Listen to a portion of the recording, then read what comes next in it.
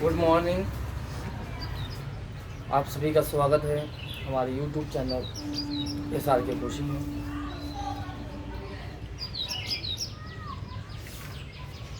हम लोग निर्देशांक ज्यामिति पढ़ रहे थे जो कि चैप्टर नंबर 7 है, और उसमें हम आपने 7.1, 7.2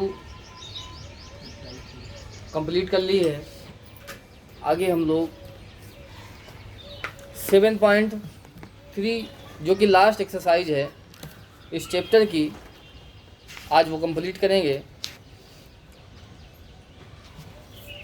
तो वो क्या है वो देखना है आपको। अगर आपको 7.2 से कोई क्वेश्चन पूछना है तो आप बता सकते हैं, और सीधे सीधे मैं बात करूंगा 7.3 की। तो 7.3 क्या है?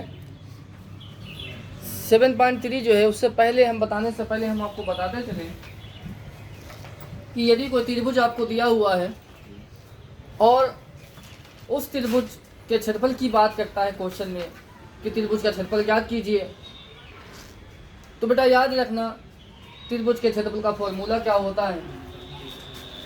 मान लीजिए अपने पास में कोई भी एक त्रिभुज है ABC नाम का, तो इस त्रिभुज ABC के क्षेत्रफल की अगर बात करें तो त्रिभुज ABC का क्षेत्रफल क्या होगा, ये फॉर्मूला है। अगर ये फॉर्मूला आपको पता है तो आपके लिए बहुत ही आसान है, अन्यथा कुछ नहीं हो पाएगा आगे फिर। तो फॉर्मूला क्या है, बहुत आसान है, हम आपको समझा रहे हैं। 1/2 रहता है बेटा, सबसे पहले 1/2 रहता है त्रिभुज के क्षेत्रफल के फॉर्मूले में, फिर ब्रैकेट में बेटा फिर x1 आता है। जैसे बात करें x1, मान लीजिए इसके x1 y1 बिंदु दिया हुआ आपको, ये बेटा मान लो x2 y2 है, ये बेटा x3 y3 है। ठीक, बहुत आसान याद करने का तरीका क्या आ गया बेटा, x1 सबसे पहले आ गया, अब y2 और y3 रहेगा, y2 और हाँ, तो बेटा यहाँ आ जाएगा y2 माइनस y3, बीच में माइनस रहता है, ये ध्यान रखना है। ठीक, उसके बाद बेटा प्लस x1 आ चुका है, अब बेटा x2 आएगा, और जब x2 आएगा तो यहाँ y2 नहीं आएगा। बहुत आसान तरीका है इसको समझने का। यहाँ y3 है, y3 से यहाँ शुरुआत होगी, y3 के बाद y1। आगे बात में x1 हो गया बेटा, x2 हो गया, इसके बाद बेटा x3 आया, तो अब y3 नहीं होगा, अब यहाँ y1 पे खत्म हुआ था तो y1 शुरू हो जाएगा, y1 माइनस y2। बेटा ये त्रिभुज के क्षेत्रफल का फॉर्मूला है। यदि ये फॉर्मूला आपके जहन में है तो आपके लिए क्वेश्चन लगाना बहुत ही आसान है। हम बात करेंगे क्वेश्चन, पहले क्वेश्चन की। पूछा गया उस त्रिभुज का क्षेत्रफल ज्ञात कीजिए जिसके शीर्ष जो हैं वो दिए हुए हैं।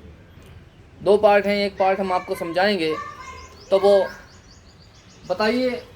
क्वेश्चन एक्सरसाइज जो बेटा है वो आपकी है बेटा 7.3, ये एक्सरसाइज है। और क्वेश्चन की अगर बात कर ले बेटा तो क्वेश्चन नंबर फर्स्ट ही पार्ट देख लीजिए।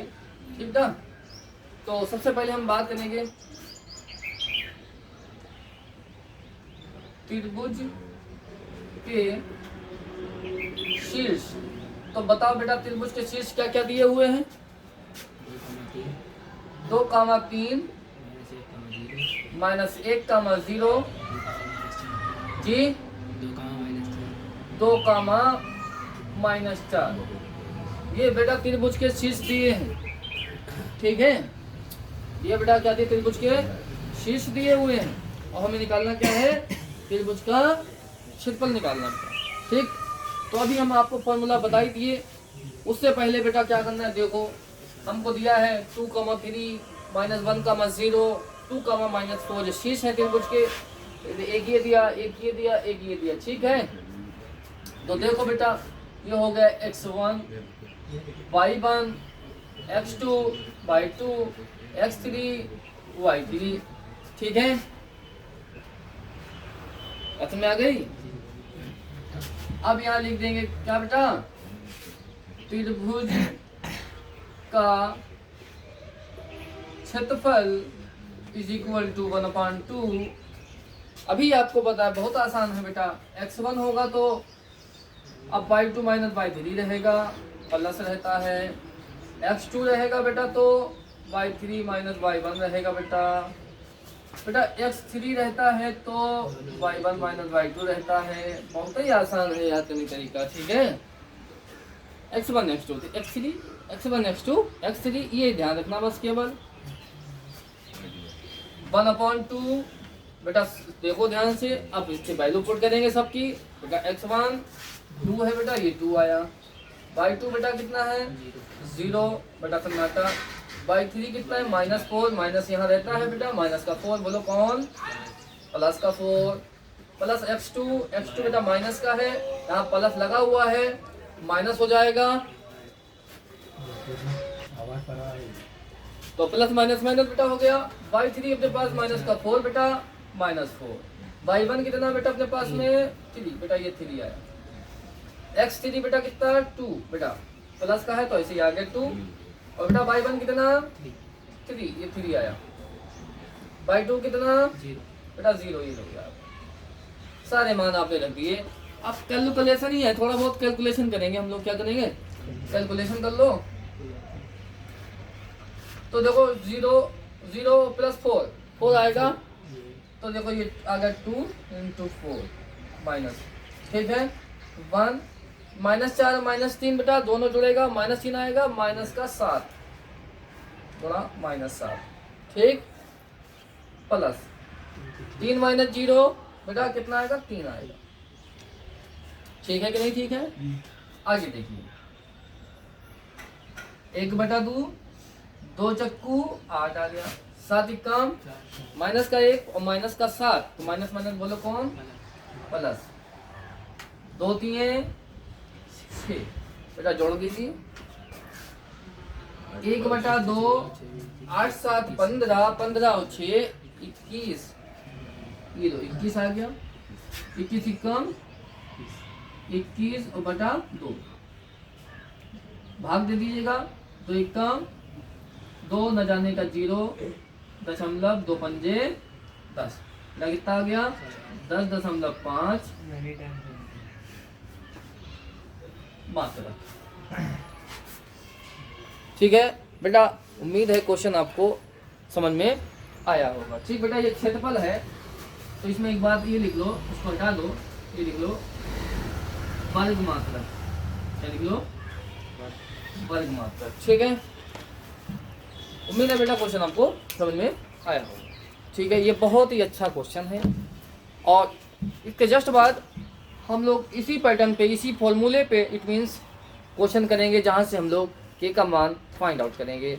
ठीक है, और मिलते हैं हम लोग अगले क्वेश्चन में। ठीक है, उसके बाद बेटा हम लोग इसका दूसरा पार्ट सॉल्व करेंगे। दूसरा पार्ट से मतलब ये है कि के का मान निकालेंगे हम लोग, क्वेश्चन नंबर 2 सॉल्व करेंगे।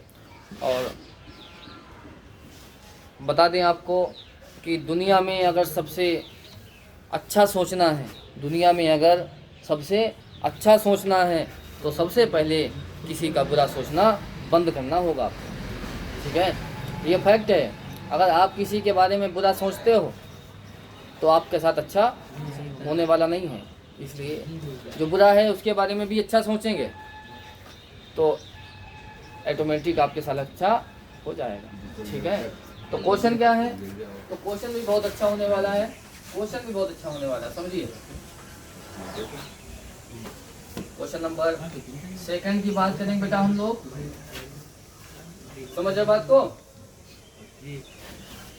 तो क्वेश्चन नंबर 2 की बात करें तो सेकंड पार्ट सॉल्व करेंगे बेटा। क्वेश्चन है, बिंदु आपको दिए हुए हैं 8, 1 के माइनस 4 के माइनस 4 2 माइनस 5 और 2 माइनस 5 ये बिंदु दिए हुए हैं। और इस बिंदु से इन बिंदुओं में ध्यान से देखो तो एक दूसरा वाला बिंदु जो है उसमें के भी दिया हुआ है।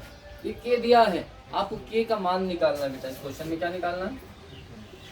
आपको के का मान निकालना है। और इस क्वेश्चन में कहा गया कि त्रिभुज के जो शीर्ष हैं वो संरेखीय हैं। कैसे हैं?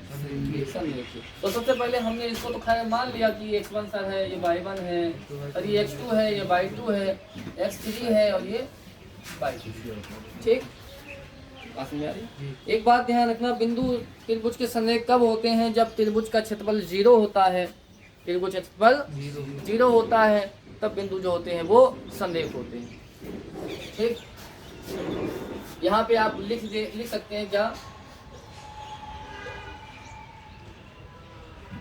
बिंदु संरेख होने पर, बिंदु और पढ़ा लो इसमें,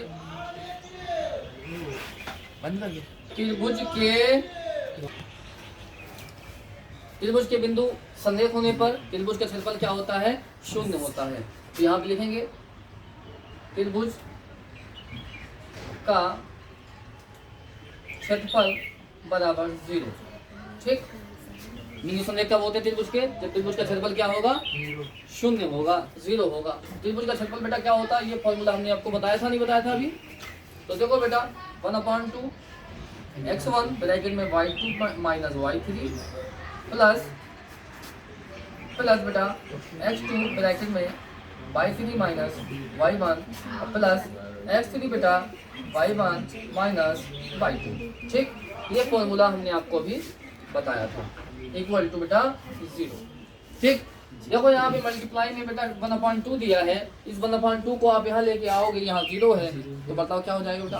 0 हो जाएगा। ठीक, बचेगा यहाँ पे x1, ये सारी चीजें आपकी बचेंगी। और यहाँ पे साथ साथ में हम क्या करेंगे? वैल्यू भी पुट करते रहेंगे। तो x1 बेटा 8 है तो ये लो 8 आया बेटा। y2 कितना है बेटा? -4 है, -4। y3 कितना है बेटा? -5 प्लस हो जाएगा कि नहीं हो जाएगा? ध्यान से बेटा समझते रहे क्वेश्चन को। इस टाइप के क्वेश्चन पूछता है। रैखिक समीकरण से के का मान, द्विघात समीकरण से के का मान, निर्देशांक ज्यामिति से के का मान। ठीक, तरीके थोड़े थोड़े बदलते हैं बस चैप्टर बदलने पर। x2 बेटा कितना है? x2 के है। y3 कितना है? -5। y1 कितना है? 1। x3 बेटा कितना है? 2। y1 कितना है बेटा? 1। y2 कितना है बेटा? -4 प्लस हो जाएगा। ठीक, इज इक्वल टू 0। ठीक, -4 प्लस 5 घटा दीजिए, 1 बचेगा। ठीक है, तो 5 में से 4 घटा देंगे बेटा तो बचेगा 1। तो यहाँ पे आ जाएगा 8 का, जैसे लिख लीजिए 8 गुणे 1 लिख लो, ऐसे लिख लो बेटा 1 पर। ठीक है, प्लस की -5 -1 -6 गुणा -6 बेटा, प्लस 2 प्लस 1 और प्लस 4 कितना हो जाएगा? 5 मल्टीप्लाई 5 बेटा इज इक्वल टू 0 बेटा। 8 का मान बेटा, अब के की -6 से करेंगे तो -6 के। ठीक, 2 पंजे बेटा 10 इज इक्वल टू 0 बेटा। 8 प्लस का और 10 भी प्लस का जोड़ दीजिए बेटा, कितना आया? -6 के, ऐसे ही आ गया। और 10 और 8 हो गया बेटा आपका 18 हो गया। ठीक है, और छांतर करेंगे बेटा हम 18 का ही कर लें, कोई दिक्कत नहीं है। तो 6 के इज इक्वल टू कितना हो जाएगा? -18 हो जाएगा। ठीक है, यहाँ से देखिए माइनस से माइनस कर भी जाएगा आपका। ठीक, यहाँ से आप के निकालिएगा तो बेटा के आ जाएगा 18 और बटे में 6, तो 6 कम 6 बेटा 6 तियां 18 बेटा। के का मान कितना आ गया? 3 आ गया। इस तरीके से बेटा जब त्रिभुज के बिंदु संरेख होंगे तो वहाँ से के का मान पूछा जाता है। तो इस तरीके से के का मान हम फाइंड आउट करेंगे, निकाल लेंगे। उम्मीद है बेटा क्वेश्चन आपको समझ में आया होगा। एग्जाम के लिए इस क्वेश्चन को भी तैयार करें। मेरा तो मानना यही है कि आपके स्कूल के टीचर पेपर नहीं बनाते, पेपर बेटा बोर्ड से बन के आता है। तो मेरा कहने का मतलब यही कि हर पैटर्न पे आप कम से कम 1 से 2 क्वेश्चन लगाते चलें, अपना अच्छे से रिवीजन करते चलें। ठीक है, आप पूरा पेपर जो है करके आएंगे और कम समय में करके आएंगे। ठीक है, पेपर के लिए बेस्ट ऑफ लक। ठीक है, मिलते हैं हम लोग अगले वीडियो में अगले चैप्टर के साथ, क्योंकि यहाँ से निर्देशांक ज्यामिति जो है वो कंप्लीट हो गया। यदि आपको कुछ पूछना है तो कमेंट करना ना भूलें, कमेंट करें, हम आपके लिए वीडियो बनाएंगे। ठीक है, और इसके बाद हम लोग पहुँचेंगे सीधे त्रिकोणमिति में, और त्रिकोणमिति पढ़ेंगे चल के उसमें। ठीक है, त्रिकोणमिति से क्वेश्चन बहुत पूछे जाते हैं, और बहुत मान के चलिए 10 से 14 नंबर त्रिकोणमिति से पूछा जाता है। और त्रिकोणमिति जो है वो आपका चैप्टर नंबर 8 और chapter number 9, chapter number 9 height and distance जो होता है आपका, वो भी ट्रिग्नोमेट्री पे ही निर्भर है। ठीक है, तो मिलते हैं अगले वीडियो में। Thank you.